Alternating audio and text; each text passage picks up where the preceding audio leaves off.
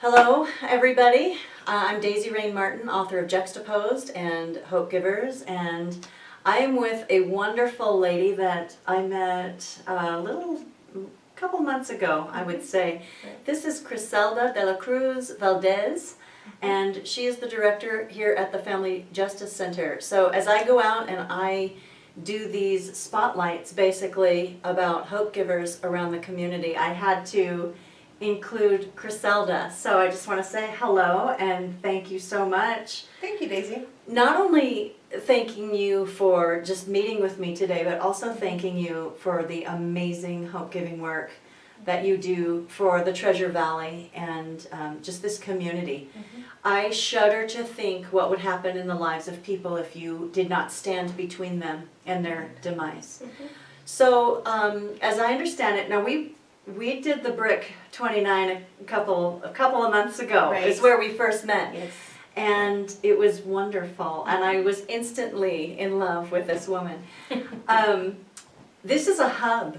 How long has the Justice Center been here, the Family Justice Center? So the Family Justice Center has been functioning for 11 years.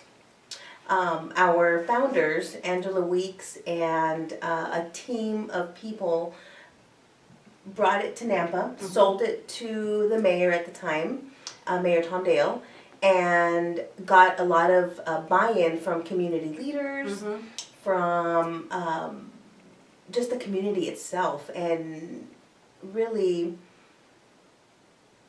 stating the need. And the need was great, of course. Yes. We all know that. Yes, we do. But there was nothing in the area, nothing in the state that could provide all of the services in just one area. Correct. And so Angela went out to a conference, came back and said, we need to have this in our community. We need this for our people. And once she got going, it was a matter of stopping her, slowing down so that everybody could catch up. Right. And really just get the full scope of what she was wanting to do. Right. So with the help of the federal government, the Office on Violence Against Women, President Bush at the time initiated the President's Family Justice Center Initiative. And the Justice Center was one of the 15 original recipients of those monies. That's wonderful.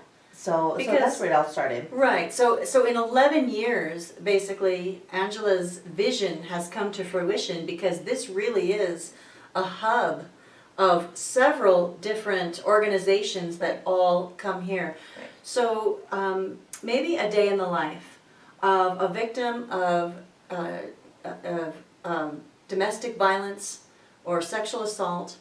A woman comes in who needs services. What are all the different pieces and parts that work together in this one place that will help those women? Okay, so when a victim comes in for services, the first thing we do is bring her into the building and put her in a safe, comfortable room, much like the one that we're in right now. Once we get them into the building, if they brought children with them, we put the children in a separate room, in the children's room, where they have toys, TV, stuffed animals, just so that they're comfortable and safe, but they're still close enough to mom to know that they're not going anywhere. Right. A little bit of anxiety, Sure. just to kind of lessen that. Sure. So once they come in, we offer them something to snack on, something to drink, because, sometimes they haven't had anything to eat. Right. Or they haven't had anything to drink, or, we're just wanting to help them feel comfortable. Sure. So they'll come in, they'll meet with the victim advocate, and the victim advocate will go through a scope of services that we have available. And we work on the victim's lead. We go on what they need, not what we think they need. It's what they need and what they're asking for. So if they're here for a protection order, we'll work with them with a protection order. But first and foremost, we go through safety and just assess safety and make sure that everybody's on the same page. Right. And that's the first and the foremost important thing. Well, that's the for them. hierarchy of needs. Exactly. Right there. Are you safe? Are you fed? Are you warm? Do you have a roof over your head? And so that's their immediate need. And so if someone needs a protective order, what you're saying is there are legal people on hand right here in this facility that can take care of that. Like, they don't have to go down to the Canyon County Courthouse or whatever. Correct. Okay. So we'll fill out the protection order with them. So all of the advocates that we have working here have all gone through training to be able to provide the basic information to fill out the protection order. If there are questions that are beyond the advocate's ability to answer, then we have Idaho Legal Aid Okay. in the building that is able to guide us and answer questions that we can't answer. Right. So, so they fill in that piece. Okay. But other agencies that are located within this Justice Center, Yes. we have the Napa Police Department, which is the Crimes Against Persons Unit. We have Canyon County prosecutors that come in on a daily basis to fill in and do Napa cases. Okay. And we have child protection. So CPS works out of our area, and they have a full team of investigators and case managers. Wonderful. And again, legal aid, they are our #1 requested service within all of the agency.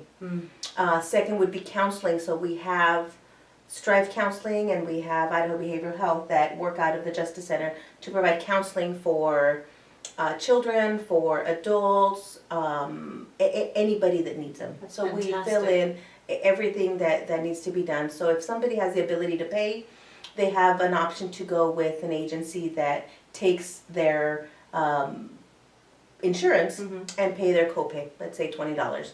Sometimes they don't want that to be touched because then it alerts the offender that they're getting services. So we have the option to work with our interns that are supervised by a clinician. Yeah. Very good interns. And then we also have Idaho Behavioral Health, Right. who takes on all of the children that are Medicaid. There are so many facets to this problem when a person who is in harm's way, when they want to run and escape an abusive situation, there are so many little things that you have to think about. And even triggering that insurance that would let the offender clue in that something's about to change Right. in that world. That's so brilliant. It is. That's fantastic. So I know there's also a medical staff. We do. We do here? have medical staff here, and there's different areas that are covered.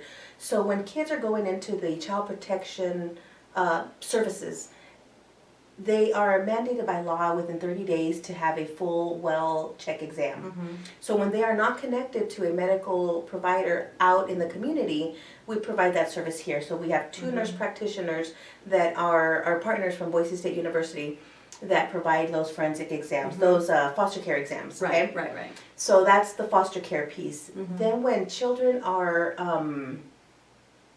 having sexual assault exams done, then we have forensic interviewers that interview and nurse practitioners that provide the medical exam for that piece. So that's completely and entirely different, and those are very specially trained. Yes. Of course, to work with children. Yes, they would have to be. Absolutely.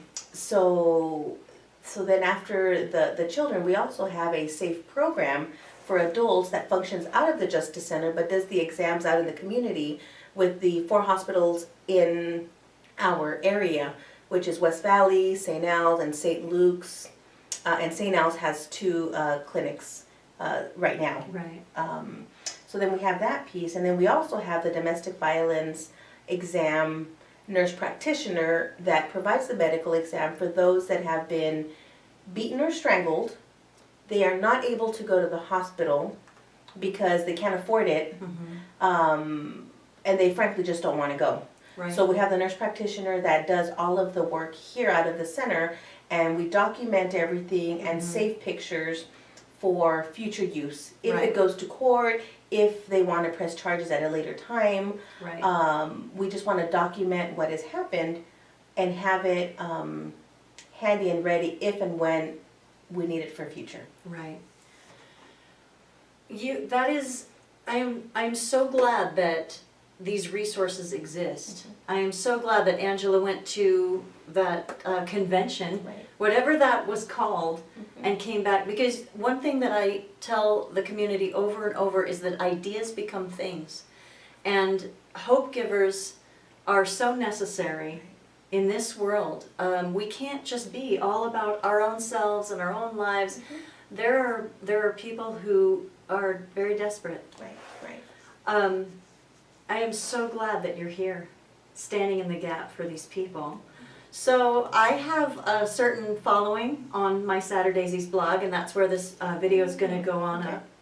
And there are people here that would want to help, I think. So if people are here in the Treasure Valley, they can donate. They can, are there volunteer ways that they can volunteer or just donate? And then even people who are my friends who, all over the country who love me and will just write checks because I tell them to.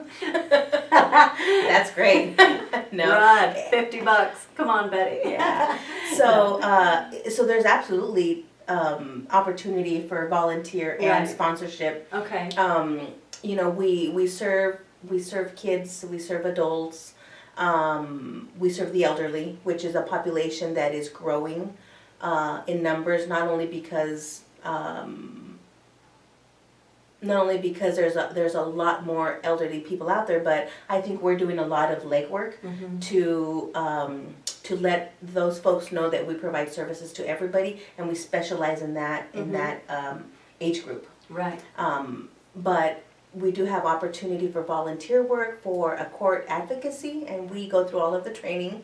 There's always need for just basic supplies and toiletries for those that are fleeing and those that need just specialty items. Do you have a list of like items that if somebody wanted to do a donation drive, if a church or a scout group or something like that, or Eagle Scout project, something like that? I do. They could do a we donation do have a list, drive. absolutely, Okay. and I'll get that to you. Okay, and then I can also put that on my blog when this goes live.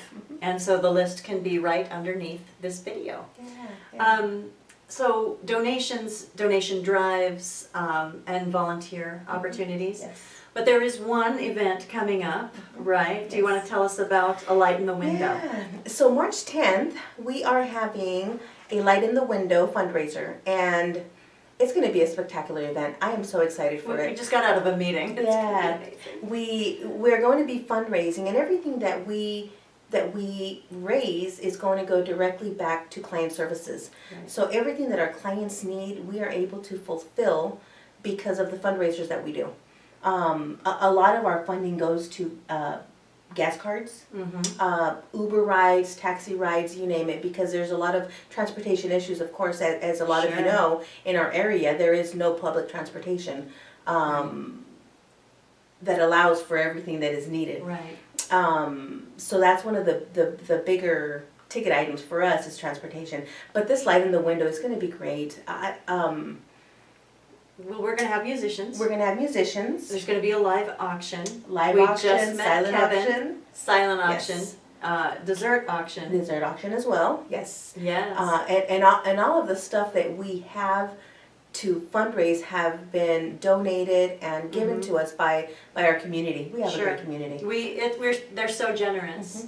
So, and I am so blessed and happy to be able to MC this event with Kevin. Right. Yeah. You know, and as you know, fundraisers take a lot of work, and we have Crystal Kuhn, who is our event coordinator.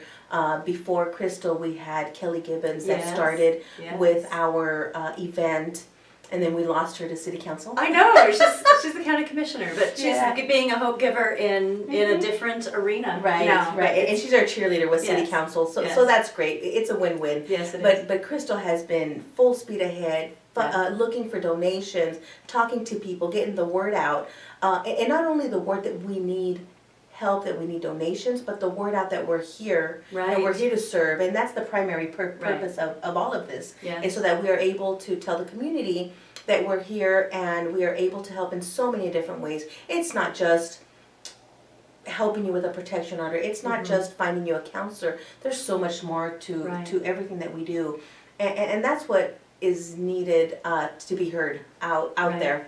Everybody knows somebody That's that right. needs help. It's true. You know, whether it's a sister, an aunt, a friend, a neighbor, Coworker, a coworker, someone. a student. Women, men, children, elderly, Yes. All of them. anyone. Don't just Yes. assume that this is Mhm. only for a place for women to come. It's Right, not. it's not. It's for Yeah. anyone who is in crisis. Exactly, and we're not a shelter. Do we Mhm. provide shelter? We can definitely access our community partners for shelter. Right. But we are not a shelter, and I think that's one of the misconceptions that's Okay, out there. yeah. Is that we only do shelter services, Right. which is it's not. It's not so. true. Right. I'm so impressed with the community partners that you have garnered. And that's basically what I want to do, is get this information out to my community Right. and stand on my platform that I have, because I'm recruiting hope givers, and some people in this world, you don't even have to talk them into it. They're already doing it. So thank you so much for just taking this time and sitting down with me. I think you are extraordinary, and the work you do here is so necessary, and we are so grateful. Thank you. So the Family Justice Center here in Nampa, please spread the word. I will put the information on the contact information also at the bottom of this video. So just keep scrolling down and you can see the donation drive items and the volunteer opportunities that are available, and just be out there, because the laborers are perilously few. So spread the word and rock on, be a hope giver. Thank you. Thank you.